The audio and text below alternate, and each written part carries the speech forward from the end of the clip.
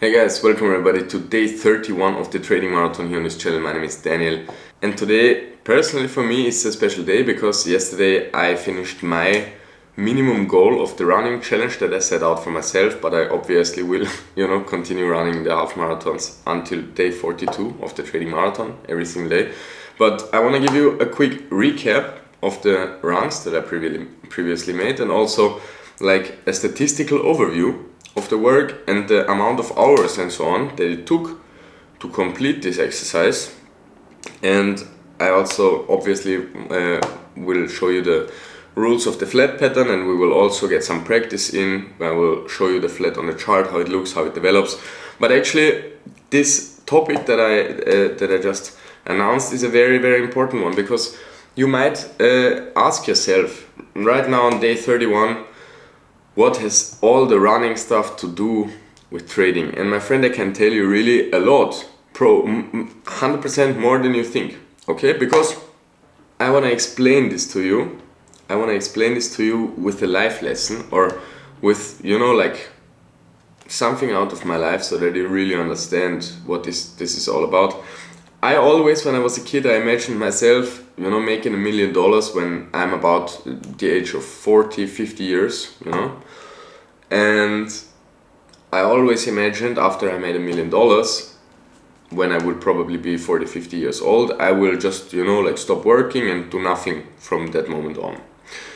But surprisingly, to myself, I made $2 million at the age 22. And that's kind of like, obviously it was better than expected, but on the other hand side, it destroyed my imagination of how my life is supposed to go, because what after?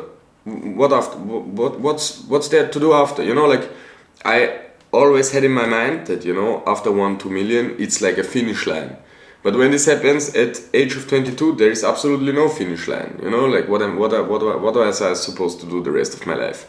Nothing. So, the first 1 year after I made the $2 million, I kind of went through life with the mindset, yeah, well, now it doesn't matter anyways, I won anyways, it's over, it's done. And, I couldn't be wrong more at all. I, fucked up all the different situations in my life, and I fucked up everything in a way I couldn't even imagine before, because I went in with the mindset that I did it already, so now it doesn't matter anyways, So, well, the life lesson I learned out of this is that you're never done. You're never done until you die. Then obviously you are done. But since you are not dying very soonish, or I guess you don't know, or you don't expect to die very soon, otherwise you wouldn't be watching the Ethereum and Bitcoin trading analysis lessons, it's kind of obvious that you expect to live a long life, so you really must, understand that the rest of your whole life is supposed to, you're supposed to live the rest of your life in a way that supports your goals and the outcomes that you want and expect from the life. And if there is only one day where you go completely against the direction where you want to be, it can fuck up the whole plan. And every single day where you don't actively take steps in the direction where you want to go, it's not like a sideways day. No, it's an active step against the direction where you want to be. So, to give you this, direct correlation with trading, the moment you think you made it is the moment you start unmaking it. Okay, so you really must always go into the chart with a mindset that, there is no finish line. It's a never-ending marathon. Success is not a destination, it's a daily subscription, and you must really go on every single day with a hungry and humble mindset. Never satisfied, but never aggressive, or never, at least not too aggressive, and always in perspective of your risk management and your plan. And there is really no short-term success that is, worthy enough to be celebrated in a way that endangers any long-term success. So that's really what this is all about. And basically you can improve your ability to, execute all that with the daily running exercise. So that's why I told you already on the first, second or third day of this whole training marathon course to start doing that. And if you are still not doing it, start doing it now. It's never too late, you know. Okay, you missed out on the first 30 days. Fuck on it. Okay, it was your, you know, you had an excuse, you didn't know how serious it is. Now I want to show you my stats so that you get an estimation of how serious I actually am with you. Okay? I wouldn't be telling you that if I would not be that serious. So as you can see, I didn't miss any day, and so far I covered a distance of 674 kilometers. I think that's over 400 miles, 350 miles, I'm not sure. I mean, thinking kilometers, it's way more reasonable, but if you're American, you can find out how many miles it is by yourself. I spent a total of 81 hours and 58 minutes, so around about 82 hours only this month, I mean in June, only in June, with active running. You know, Strava already cuts the minutes where you don't move. So the minutes I rested are not included in this 82 hours calculation, okay? So it's only the moving time. The elevation gain I made was around 6,600 meters of only height meters to the upside.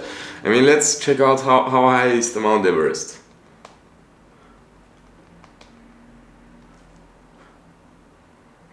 Well, it's 8,800 meters. So I ran approximately 2/3 of the highest mountain of the world.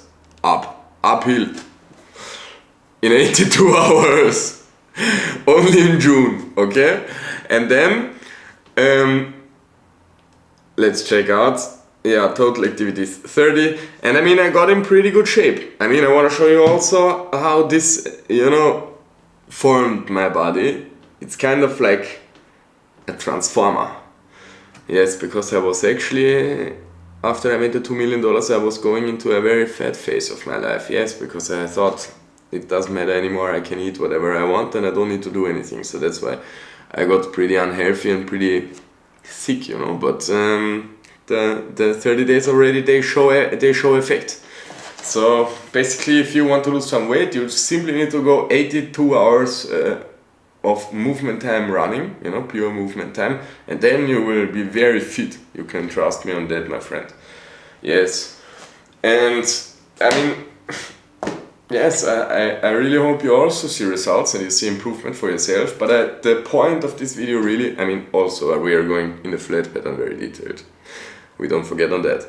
But my point really is that you need to keep going and you need to stay serious. There's never the point where you can just, you know, say I'm done. Because once you think that, you will start fucking everything up, okay? So let's now get into the Elliott wave knowledge and the you know, educational part of today's video. I mean, of course, as always, I prepared one graph for you that I want to go over with you together. But honestly, since I'm preparing all this with AI, I mean, all the previous graphs, they were pretty detailed. But this one, I mean, the AI just didn't want to label it as I told him to. I tried so many times, bro. This AI was stubborn as hell. He didn't want to label it the way I want to label it. So that's why I will probably, you know, like, we will spend most of the time of this video on the chart. But in general, just as a recap of the knowledge we should already know or have already gained in the previous videos. Today we're talking about the flat pattern. It's also labeled as WXY, and there are several types of flat pattern. I mean, the so-called running flat pattern, where you get an undershooting X wave within the flat. There is an expanded flat where, you know, like, it's very long in time and the X wave is pretty high. But basically they're all the same. And I want to show you all of them on the chart. They are all consisting out of 3 corrective moves. So we're searching for 3 ABCs, 3 WXYs, or 3 corrective moves in a row, you know, and it's supposed to be, or it is a correction, so it can be in the place of a wave 2, a wave 4, a wave B, a wave X, Y, and W. Yes. And obviously all the ways within a triangle. Yes, I think that's all that's need to be said. And the price target for the Y wave is usually between 100% and the 1.618 extension of the W wave. Now let's switch over to the charts, and as you can see, I mean, this is a very pretty example that we are tracking here right now. Yesterday we already talked about the ABC, so I introduced you into this blue ABC, where it has a clear structure with a nice B wave as a triangle, and also I introduced you to this small green ABC, which we are probably building or unfolding right now with the overshooting B wave as a more tricky example. But overall today what we are discovering is the WXY pattern, which we are overall forming here on the higher time frames. For example, if we check it out on a 4-hour time frame, and it's clearly visible, we went up in 3 waves, down in 3 waves, and now I think we are working on 3 waves to the upside again, so that we can finally complete this wave 4. Also the placement of this wave is in a perfect order, since we had a 1, 2 here on this place of the chart, then a wave 3, so obviously there is a wave 4 missing, which takes approximately the same time as the wave 2 or longer time-wise. And yeah, I mean, since that was a bit too short in relation, I pretty much guess that we will unfold with another Y wave here to complete the wave 4 and then an impulse to the downside. But the overall, structure is pretty clear. What I want to point out is the different kind of flat patterns. They only, so to say, have different names of where this, let me get it. And where this white X wave goes. Okay, so this is called an expanded flat. If we evolve like this, if this X wave would have gone lower and it would look like that, it would be a running flat pattern. Yes, a running flat pattern. And then, that's actually all you need to know. So it's really just about the ABC, the zigzag, it doesn't even get a different name. So you don't even need to know the different name. You just need to know that the X wave can technically under or overshoot, and then it's just called a running flat. The likelihood of that happening is smaller than it not happening, so it's more likely that we get the X wave above the start of the wave W. So usually it's looking like that, like I've placed it on a chart, but I think in a 38% or 42% likelihood, something in this range, so not really unlikely, but more unlikely than not, we get an under or overshooting X wave. Yes, the targets, you really only can measure the target of the Y wave, so the last wave really, in an optimal way, because where you want to measure the wave W, it's the first wave of the pattern, you cannot measure that. And then how you want to measure the X wave, we just discussed it can even under or overshoot, so there are no real targets. But then, once that's done, you can come with the trend-based fib extensions and measure from the start from the Y to the end of the Y to the end of the X, and you get exactly this box between the gray and the blue line, which is the 100% and the 1.618 extension, which is your target. So you can at least properly trade the Y wave up, and I mean, you can always track the smaller price targets in smaller waves, since you know already that the wave W is a 3-wave move, and you saw an impulse to the upside, so you can guess there will be a correction and another impulse, so you can also trade within the smaller waves, but you can just not measure the bigger Y and X wave price target, since it makes no sense. But the wave, you cannot measure the W and the X wave price target, since it makes no sense.